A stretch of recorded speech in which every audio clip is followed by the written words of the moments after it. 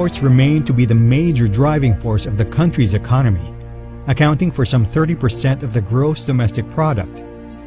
It brings much-needed revenues and employment as it showcases Filipino expertise, craftsmanship, and creativity to the world. The impetus came 25 years ago when the Export Development Act, or RA 7844, was approved by then-President Fidel V. Ramos on December 21, 1994. Export development was one of the linchpin of our strategic roadmap called Philippines 2000. During my administration, the Office of the President supported almost all of the reforms needed to make the Philippines a competitive exporting nation. This ranged from the dismantling of the monopoly on telecommunications to passing the socio-economic reforms that went through Congress. We remember signing the Export Development Act of 1994. This was quickly followed by the Back Liberalization Law, the Retail Trade Liberalization Act, the Mining Act, and the E-Commerce Law. All of these were done with the end goal of leveling the playing field, as we recognize that competitiveness made to rapid modernization and sustained growth. It was another export advocate, then Senator and former President, Gloria Macapagal Arroyo, who led the crafting of the law with support from congressmen such as Juni Cua, Margarito Teves, and Felicito Payumo. We need to continue diversifying exports and products. When the Export Development Act was enacted, electronics were our top exports. But electronics and other manufactured products rise and fall with the state of the world economy. In my time, we created BPO and tourism as new engines of growth. Also, we have to address new markets. When the EDA was enacted, the U.S. was our top export market. Now, China is our biggest trading partner. For over these years, they have helped shepherd the industry and have made our export earnings compared to 25 years ago, fivefold. Because we need to be competitive. There is a huge market out there, and I think export could be the engine of growth of our nation. We must continue to improve the way we do business. We need to reduce our costs. We need to ensure good investment climate. We must continue to promote ease of doing business. And the records will show that since the implementation of the Export Development Act, or EDA, the country's performance has grown steadily from $13.5 billion to $69.3 billion in 2018. A very important strategy, and which was also implemented, was the Philippine Export Development Plan. The Philippine Export Development Plan, or PEDP, defines the country's strategies, trust plans, and programs. All these contributed to the performance of the export sector and allowed to overcome challenges and to remain resilient over the last 25 years. Industry champions under the Philippine Exporters Confederation Incorporated, or PHILEXPORT, led by President Sergio R. Ortiz Luis Jr., worked with legislators to identify specific programs and incentives that will help push export development and growth.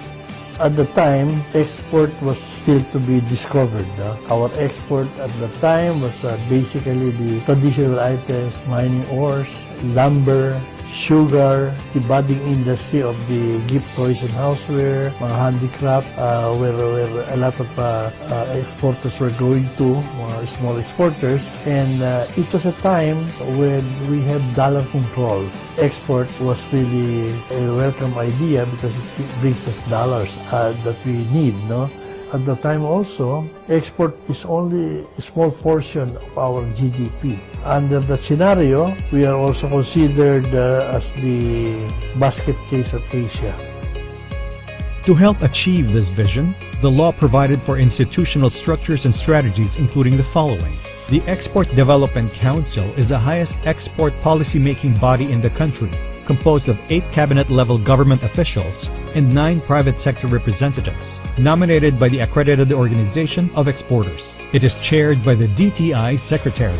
The EDC deals on issues affecting exports through consensus and influencing particular agencies to review and align their regulatory policies to facilitate the growth of Philippine exports. However, it has happened that because of specific mandates, approaches to solutions may vary. In such case, the EDC may not have an official position, but the relevant agency may address the issue within its resources and responsibility. It is also healthy that agencies have different opinions, if only to ensure that we appreciate the angles coming from particular sectors or fields that these agencies represent. As such, it may also be that specific agencies are mandated to identify and attend to bottlenecks constraining the development of export, including but not limited to such matters as policy framework, physical infrastructure, finance, technology, production, promotion, and marketing, and require the agency or agencies concerned on the actions, initiatives taken to resolve any issue affecting the export sector. The accredited export organization to represent the export sector concerns and interests. So far, PHILEXPORT, being the only dominant national organization of exporters, has served this role. Its president sits as vice chairman of the EDC. The Philippine Export Development Plan, or PEDP, is a rolling 3-year plan jointly prepared by the Department of Trade and Industry and private sector stakeholders. It defines the country's annual and medium-term export thrusts, strategies, programs, and projects, and shall be jointly implemented by the government, export, and other concerned sectors. To date, EDC has approved 7 PEDPs. The Philippine Trade Center or Complex, which houses the World Trade Center and Trade Promotion Offices, to be located on a land with a long-term government lease to PHILEXPORT as the accredited organization. The center is managed by PHILEXPORT. Working with partners, interventions by DTI, PHILEXPORT, and the EDC have helped Philippine exports break the 10 billion performance in 1993. At 26% growth, this was the best performing globally, achieved at the height of and despite the Asian crisis in 1997. Further, we saw an aggregate increase in the number of EDA accredited exporters from 48 in 1995 to 959 in 2018. Such performance has been largely sustained with a few fluctuations in between, owing to episodes of reduced global demand. Additionally, there are domestic challenges that the industry continues to struggle with, including weak access to financing and high cost of doing business due to red tape, among other factors. Many of these were addressed through the public-private sector partnership with the EDC through its various networking committees.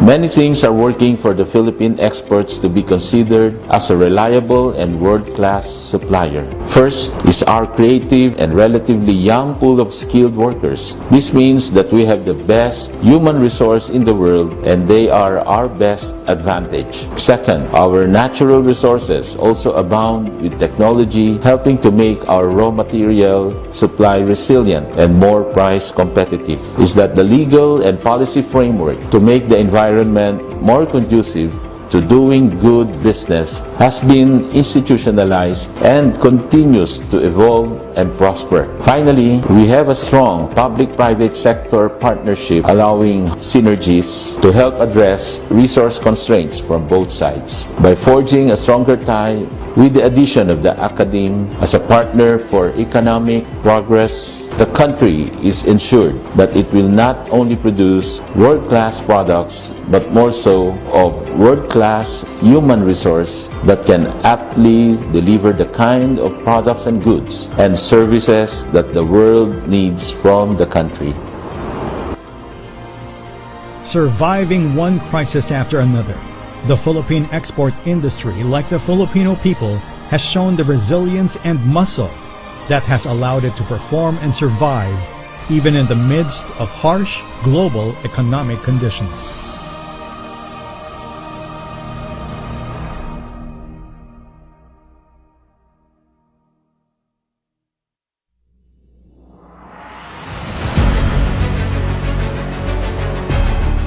As we we gather as an exporting nation, we continue to depend on your wisdom, discernment, and provision to extend help to those of us who need it the most. The exporters, their suppliers, workers, and most of all, their families. In the name of Allah, most gracious, most merciful. All praise is due to Allah, the Lord of the worlds, the most compassionate, the most merciful.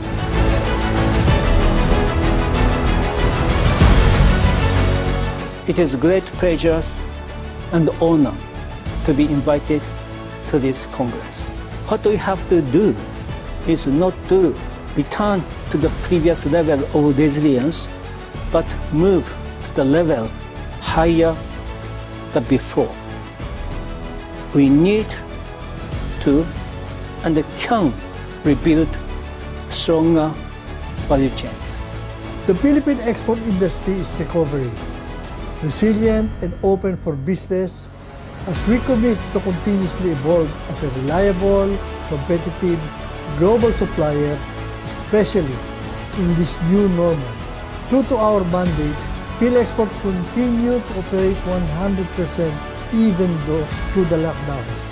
We also initiated a project called The Road to Fire, or the Fourth Industrial Revolution, that aims to help our members transition to digital operations to help ensure business continuity and sustain productivity. I am then honored and pleased to welcome you all in today's first virtual National Export Congress. On behalf of the PHILEXPORT Board, Management, and the staff, let me also extend my best wishes for a fruitful Congress and a safe, healthy, blessed, meaningful Christmas season and a prosperous New Year to all. PHILEXPORT provided the private sector perspective into the Congress, and we were involved from the conceptualization of the theme, to the program, to the flow, to the contents, even suggestions on the lineup of speakers, encouraging members to put up their own activities for the whole Exporters Week, which started on December 1 and, as you know, will end on December 7. Nahuli. Hopefully, people would enjoy the event that we have prepared for them, particularly our exporters who are being honored in this event. Thank you to our exporters who continue to be resilient, continue to contribute in job generation, and of course, that much needed export revenues for the country.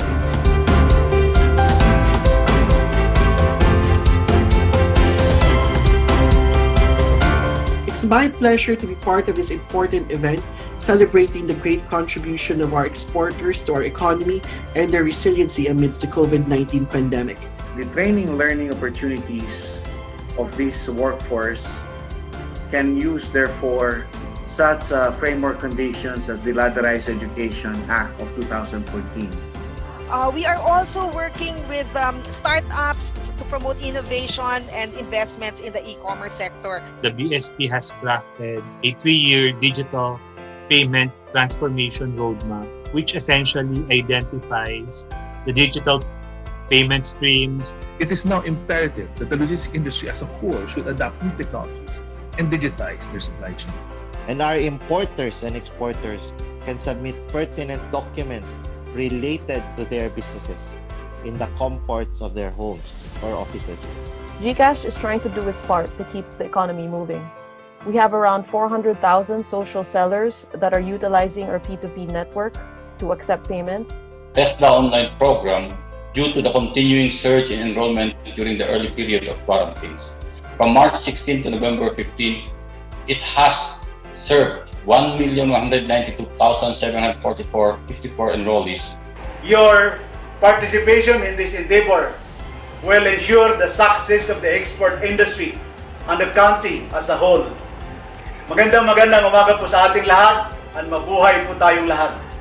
We would like to congratulate the recipients of the Top Exporters Sectoral Awards, as well as the awardees in the various categories. The latter includes the Most Outstanding Ripples Award, the Excellence Award for Services Exports, and the Hall of Fame Award.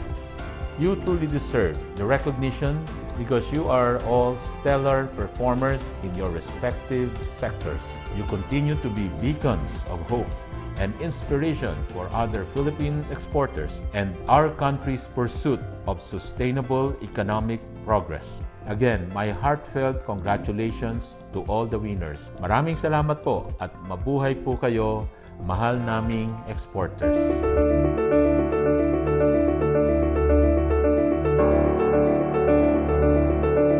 Today's National Export Congress is the culminating event of the week-long celebration of the National Exporters Week. As we share our learning and knowledge of adapting to the new normal, let us plan our better normal for our children and future generations. We are confident that Filipinos can rise up to any challenge, especially if we act together as one nation. My warmest greetings to the organizers and participants of the first Virtual National Export Congress 2020. I laud these efforts of the Export Development Council, the Department of Trade and Industry, Export Marketing Bureau, and the Philippine Exporters Confederation Incorporated in making this virtual conference possible.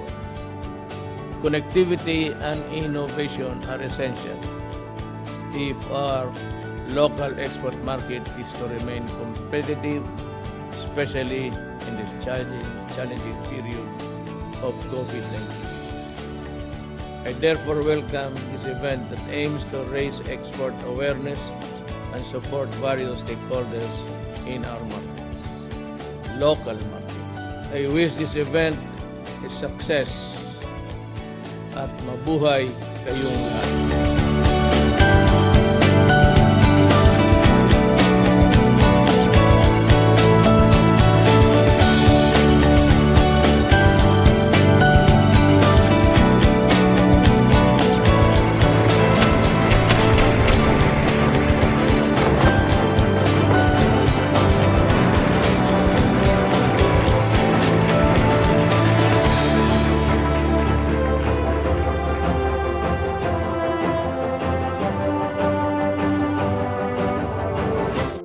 Halal, which means lawful or permissible under Islamic law, also pertains to finance, pharmaceuticals, cosmetics, modest fashion, media and recreation, and travel and tourism. More than just a label, it is an assurance of quality, safety, hygiene, and cleanliness. Not just applicable to food and non-food products, but also to process and services. And with Muslims making up roughly 30% of the global population, or about 2.1 billion consumers, non-Muslim economies are now into halal as well, making the industry as one of the fastest growing consumer segments around the world. The Halal Export Board is placing its focus on specific products, such as fresh and processed fruits, pharmaceuticals, cosmetics, and fashion, and services such as Muslim-friendly tourism, Islamic banking and finance, and halal logistics. Halal-certified products and services intended for export are identified by the Philippine official halal logo. With the halal industry's projected value of $10 trillion by 2030, the Philippines is on its way to become an active and strong player in the global halal ecosystem. Halal is a combination of religion, technology, and business. The higher goal of creating jobs for our people, even as we further appreciate halal as our new way of life. With these efforts, the Philippines is poised to become a hub for products and services elevated by halal innovation and technology. Halal is a way of life, and a way to live. Halal is the future. Halal is here. Support the Philippine halal industry. Hashtag Live Halal Philippines. Hashtag Support Philippine Halal from the Philippine Halal Export Board, headed by the DTI.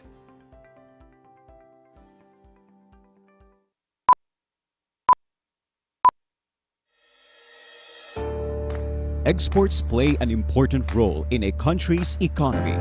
In the Philippines, exports of goods and services made up 27.9% of gross domestic product in 2015, according to the World Bank.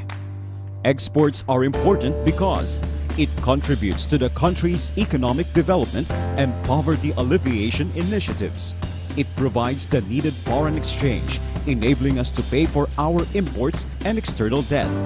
It generates direct employment for high-tech, specialized, skilled, and semi-skilled workers who would otherwise go overseas. It provides the pool for industrial upgrading and modernization. It provides opportunities to harness agricultural and natural resources as foundation for agri-industrial development and expansion, especially in the countryside.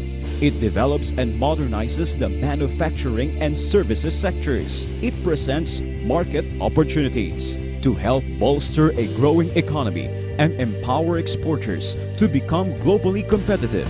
The Export Marketing Bureau, or EMB, has developed TradeLine Philippines, a one-stop comprehensive resource for the global Pinoy entrepreneur. TradeLine Philippines is an invaluable gateway for integrated export information system that will provide regular trade statistics reports, market and product information, supplier and buyer databases, and other trade-related information coming from partner agencies. TradeLine Philippines is a broad-range web portal that aims to promote DTI advocacies.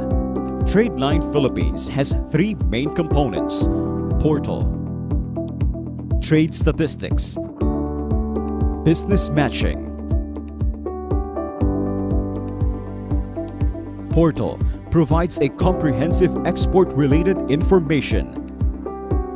Trade statistics processes and generates reports on the country's trade data. Business matching helps boost exporters' web presence and exposure through an interactive dashboard that handles inquiries from international importers and foreign trade service